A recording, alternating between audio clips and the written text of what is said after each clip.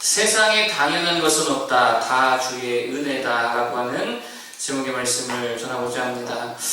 인생을 살다 보면 늘 곁에 있어서 그 존재를 의식하지 못할 때가 있습니다.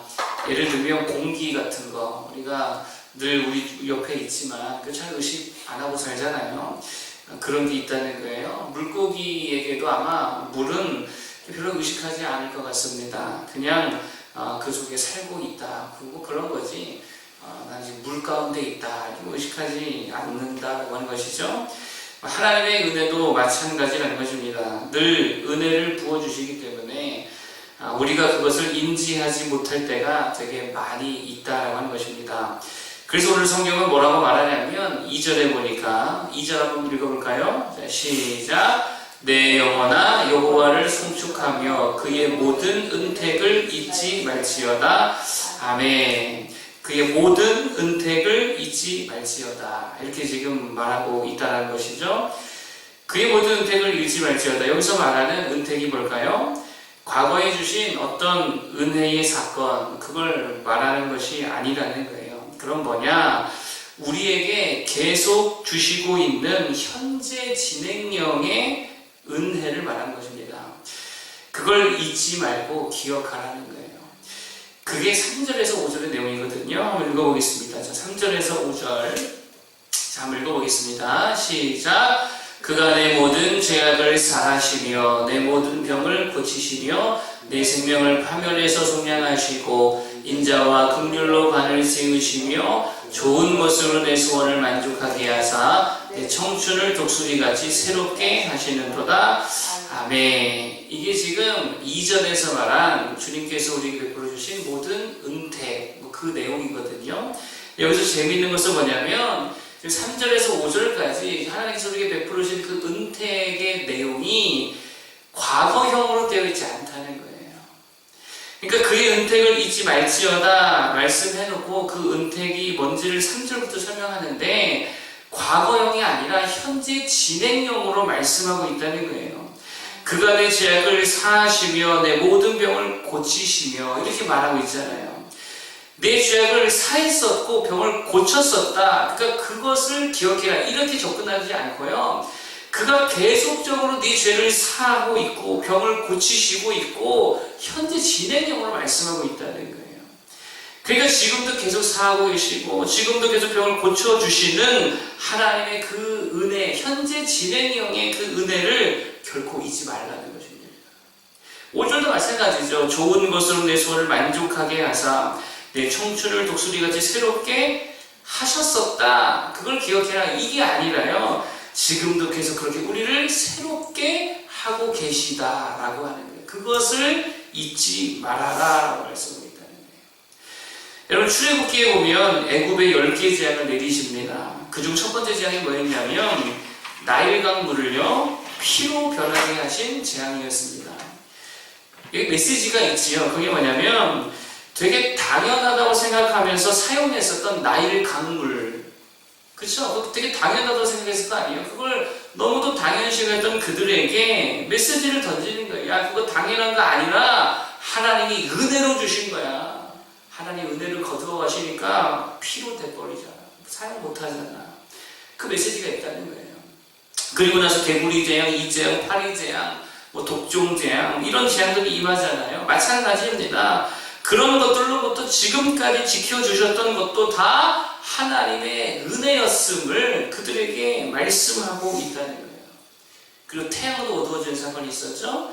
여러분, 우리는 태양이 맨날 지고 맨날 뜨니까 이게 당연한 줄로 생각할 때가 많이 있지만 사실 하나님 그 사건을 통해서 말씀하고 있다는 거예요. 태양이 뜨고 지는 것도 하나님의 은혜다라고 하는 거예요. 당연한 게 아니라는 거예요. 바로 그 은혜를 잊지 말아라 라고 하는 것입니다. 그렇게 볼 때에 범사에 감사하라 라고 하는 신약 성경의 말씀이 이해가 좀 되지요.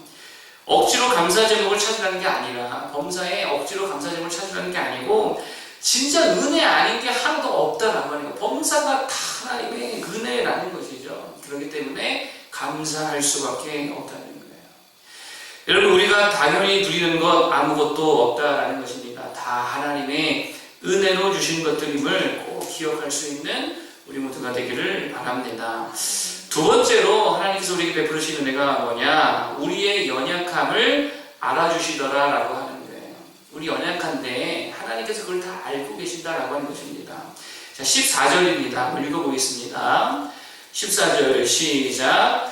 이는 그가 우리의 체질을 아시며 우리가 단지 먼지뿐임을 기억하심이로다. 아멘. 하나님께서 우리의 연약함을 다 아신다라고 하는 거예요. 그래서 우리에게 무엇이 필요한지를 아시고 그것으로 채워주신다는 거예요. 그게 뭐냐면 바로 하나님의 긍휼하심으로 우리를 채워주시더라라고 하는 거예요. 그게 13절이죠. 읽어보겠습니다. 시작.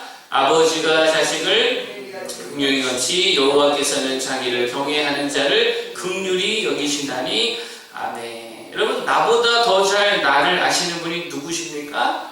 하나님이십니다. 나를 만드신 하나님. 그렇기 때문에 나에게 지금 가장 필요한 게 뭔지도 누가 더 잘 아세요? 하나님이 더 잘 아세요. 우리에게 지금 뭐가 필요할까요? 하나님의 긍휼하심이 필요하다라고 주님이 우리를 진단해 주셨다고 하는 거예요.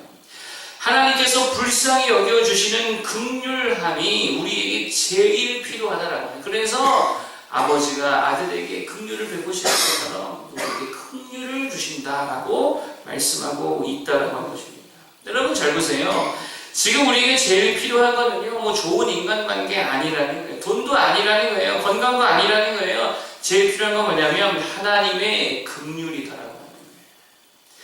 그러면 우리도 하나님께 무엇을 구해야 합니까? 바로 그것을 구해야 될 줄로 믿습니다. 하나님의 긍휼을 구해야지요. 정말 다른 거 구할 게 아니라 하나님의 긍휼을 나를 불쌍히 여겨 주옵소서. 이거 구해야 될 줄로 믿습니다. 저는 그게 하나님을 경외함이다라고 생각을 해요.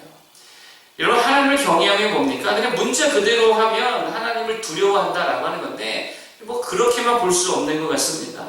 하나님의 긍휼을 의지하며 살아가는 거, 하나님의 은혜에 매달리는 거, 그게 하나님을 경외하는 거 아니겠어요?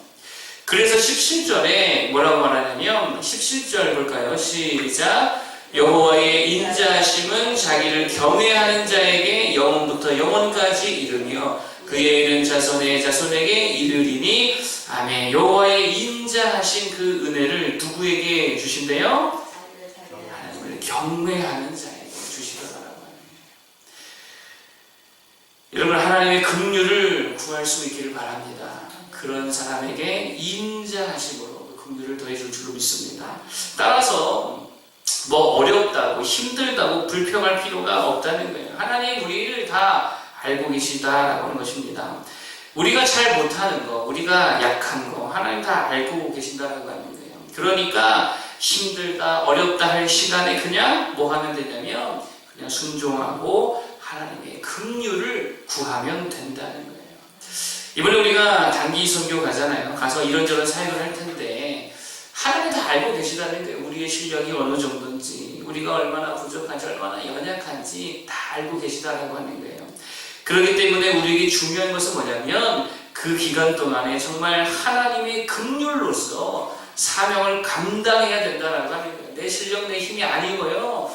우리는 연약합니다. 하나님 도와주옵소서, 감당케 하여 주옵소서, 긍휼을 더하여 주옵소서. 그걸로 사명 감당해야 된다는 거예요. 걱정되는 부분들이 있지요. 한 300km를 비포장도로로 이동해야 된대요. 근데 하나님께서 우리를 다 아신다 그랬죠? 우리가 연약하고 또 멀미하시는 분들도 있는데 하나님 다 아십니다. 그렇기 때문에 우리가 하나님 앞에 은혜를 주시고 또 감당할 수 있도록 인도해달라고 할 때에 하나님께서 긍휼을 베풀어 주실 줄로 믿습니다. 긍휼을 구하는 모두가 되기를 축복합니다. 마지막 세 번째로 하나님의 은혜가 뭐냐? 오랫동안 참아주시는 은혜를 주셨다라고 하는 거예요. 8절 9절 한번 읽어보겠습니다. 8절 9절 시작. 여호와는 긍휼이 많으시고 은혜로우시며 노하기를 더디하시고 인자하심이 풍부하시도다. 자주 경색하지 아니하시며 노를 영원히 품지 아니하시리로다. 아멘. 하나님께서 우리를 참아주시는 은혜를 주신다라고 하는 거예요. 여러분, 만일 주님께서 우리를 참아주시지 아니하시면 우리는 진작에 저 지옥불에 떨어졌어야 할 존재들이다라고 하는 것이죠. 그러면 왜 주님께서 우리를 오래 참아주실까요? 왜 오랫동안 참아주실까요? 빨리 뭐 하라고요? 빨리 돌아서라고, 빨리 회개하라고, 빨리 궤도 수정하라고 참아주신다는 하는 거예요. 징계를 계속 유보하신 이유가 뭐냐면 빨리 돌아오라는 거죠. 기회를 주시는 거예요. 어제 우리가 아담과 하와, 우리가 성경 공부 시간 살폈잖아요. 아담과 하와가 범죄했을 때 하나님께서 바로 죽이시지 않으셨습니다. 왜 그러셨을까요? 왜 그러셨을까요? 그저 돌아오라고, 회개하라고 기회를 주셨다는 거예요. 여러분, 우리도 종종 죄 지을 때 하나님께서 혼날 것 같은데 안 혼날 때 있잖아요. 그렇죠? 주일 어기고 놀러 갔는데 놀러 가서 사고 날 것 같은데 아무 일 안 일어나, 이럴 때가 있잖아요. 그 왜 그런 거예요? 하나님이 죽으셔서가 아니라 기회를 주시는 거예요. 우리에게 빨리 정신 차리고 예배의 자리로 돌아오라고. 여러분, 아직 우리가 돌이키지 못한 부분들이 있다면 하루라도 빨리 돌이키시기를 바랍니다. 하나님께서 오래 참으시는 이유가 바로 그거라는 거예요. 하나님 앞에 바른 궤도 수정을 통하여서 바른 삶의 자리를 찾아갈 수 있는 우리 모두 되길 바랍니다. 오늘 우리가 하나님께서 베푸신 세 가지 은혜를 말씀드렸는데요. 첫 번째, 너무 당연했던 것들, 그것도 다 하나님의 은혜다라고 그랬죠. 두 번째, 우리의 연약함을 알아주시는 은혜를 주셨다. 따라서 우리가 해야 할 것은 하나님의 긍휼을 구하는 것, 그거에 된다 그랬고요. 세 번째, 오래 참아주시는 은혜를 주셨다. 기회 있을 때 돌아서라 라고 하는 거예요. 그렇게 하나님의 은혜로 살아갈 수 있는 우리 모두 되기를 축복합니다. 기도하겠습니다. 하나님